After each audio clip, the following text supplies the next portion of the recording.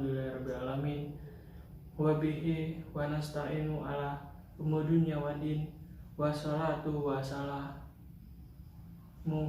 ala asyrafil mursalin wa ala alihi wa sahbihi ajmain. Amma ba'du. Pada hadirin kalian, dalam kesempatan kali ini kita akan menjelaskan mengenai tentang bahaya bergaul dengan teman yang tidak baik. Sungguhnya kebaikan seseorang dapat dilihat dari teman dekatnya. Karena jika teman kita bergaul dengan teman yang baik, maka kita juga akan mengikuti dengan baik. Dan jika kita bergaul dengan yang buruk, maka kita akan menjadi yang buruk. Begitu teman-teman. Teman-teman sekalian, dalam hadis Rasulullah SAW bersabda yang artinya, agama seseorang dengan agama temannya, dan hendaklah kamu mengetahui siapa teman dekatnya.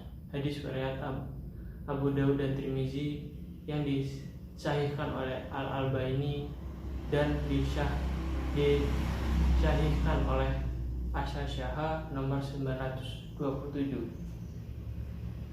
Dalam hadis tersebut dapat dijelaskan bahwa sesungguhnya hati manusia dapat terwarnai oleh lingkungan dan teman kita sendiri. Sebagaimana seperti jika kita berada di lingkungan yang baik, beriman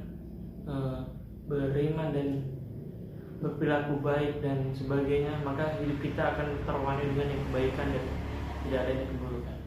Dan sebaliknya, jika kita berada di lingkungan yang buruk, penuh dengan kemaksiatan, dengan kebohongan dan kepahitan, keburukan, maka kita akan mengikuti keburukan tersebut, teman-teman. Dan ketahuilah teman-teman bahwa hati manusia dapat seperti sensitif gitu teman-teman. Jika kita berada di lingkungan yang buruk, maka kita akan mengikuti perilaku beliau yang buruk juga gitu teman-teman. Dan sebaliknya teman-teman, jika kita berada di lingkungan yang baik, kita akan menjadi baik. Kita tuh sensitif seperti kita bisa melihat tentang terang dan gelap dan terang, malam dan siang dan sebagainya. Dapat kita utarakan dengan seketika gitu teman-teman.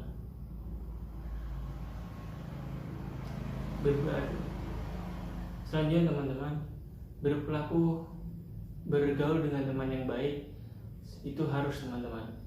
Karena jika kita misalnya dalam kehidupan sehari-hari kita berada di lingkungan, misal kita bergaul dengan 10 orang perokok, maka satu harinya kita akan melihat teman-teman kita itu memegang rokok dan menghidupkannya dan menyedutnya. Satu minggu kemudian kita bergaul dengan beliau dan kita akan menghirup asap yang dari beliau hisapkan. Kemudian di 1 bulan kemudian kita akan disuruh oleh teman kita itu untuk mencoba 1 batang, tidak apa-apa gitu teman-teman. Dan 1 tahun kemudian atau 3 bulan kemudian paling cepat kita akan menjadi perokok seperti beliau-beliau itu teman-teman. Sebaliknya teman-teman, jika kita berada di lingkungan penghafal Al-Quran, maka kita di hari pertama kita akan mengenal huruf hijaiyah dan kita akan menjadi orang bodoh dan hanya bisa mengenal huruf hijaiyah seperti apa. Dan di hari 1 minggu kemudian kita akan bisa membaca dan bata-bata teman-teman. Dan di 15 hari kemudian kita akan bisa membaca Al-Quran walaupun masih terbata-bata juga. 1 bulan kemudian kita akan bisa membaca, dan setelah dalam 1 tahun kita akan menjadi penghafal Al-Quran seperti teman-teman kita sebagai pembaca Al-Quran teman-teman. Selanjutnya teman-teman, kembali lagi dengan hadis yang sudah dijelaskan di awal tadi teman-teman. Kita sebagai manusia kita harus memilih teman, dan kita untuk memilih teman kita harus melihat teman kita sendiri memiliki teman dekatnya seperti apa gitu teman. Karena jika temannya itu buruk, maka kita juga akan terpengaruh buruk gitu teman-teman. Dan diingat teman-teman, kita harus memiliki prinsip teman-teman. Jika Allah katakan itu benar, maka kita benar. Dan kita sebagai manusia, kita harus mencari ridha Allah gitu teman-teman. Dan satu hal teman-teman yang tidak boleh, yang harus diingat, yaitu jangan pernah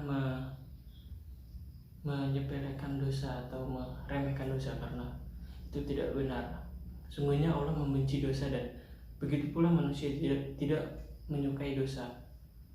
Karena dosa yaitu tentang keburukan, kebohongan, berdosa dan lain-lain, teman-teman. Dan kita sebagai manusia, kita harus memiliki prinsip, yaitu harus memiliki prinsip mengenai tentang bagaimana kita mengamalkan dan mengajarkan sesuai dengan ajaran Islam.